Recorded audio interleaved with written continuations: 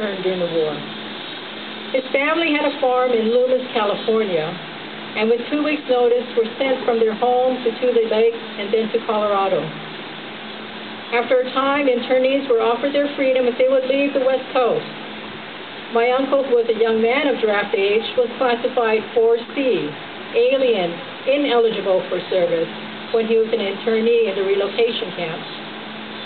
He volunteered to move to Chicago, got a job, and after a few weeks there, he received his draft notice, reclassified, eligible to serve. Like many other American families, the war took its toll on his family, the Sakamoto family. Uncle Cal was drafted and sent to the Pacific as an interpreter. One of his brothers killed in action in Europe, another brother severely wounded, and another served in the Pacific. And the family home burned to the ground in racial hatred